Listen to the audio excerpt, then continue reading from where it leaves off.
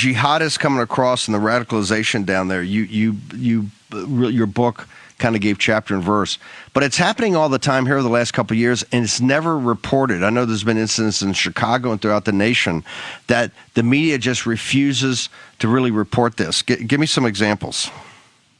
Right. So, this has been an ongoing part of our political debate here in the U.S., the campaign, that there's a national security threat inherent in having an open border situation with people coming in from all over the Middle East. And recently it came to fruition. It's been sort of a theory, a hypothetical that, terrorists could infiltrate.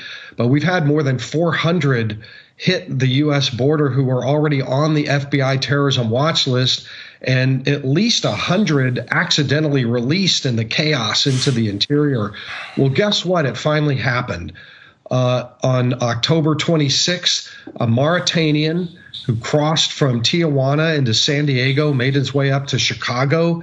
There's about 50,000 illegal immigrants up there in Chicago just in the last couple of years, and conducted a shooting attack on the Jewish community, shot a Jewish guy in the back, grievously wounded him, and then went on a 15-minute gun battle rampage through this Jewish neighborhood with police until they put him down, arrested him, and the state attorney general actually charged him with terrorism, making that case in West Rogers Park, the northern suburbs of Chicago, the very first actual kinetic attack where a border crossing Muslim illegal migrant put a bullet through an American.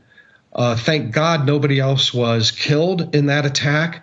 But I've just come back from Chicago. I'm going to be putting together a bunch of reporting about that attack because it's gotten virtually no media coverage.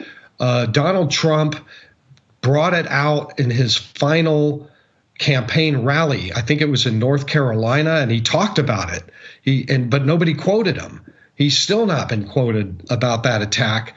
And Chicago's going to matter a lot in the coming months because Tom Homan is threatening that I am going to double down on Chicago because the mayor, Johnson, is saying we are not going to cooperate with ICE. We're sanctuary. Nobody gets deported here. And Tom Homan's saying, well, I'm coming there with my people. You can come get me if you want. So Chicago's going to be an epicenter for this. And people should remember that the first border crossing terror attack happened in Chicago just a couple months ago.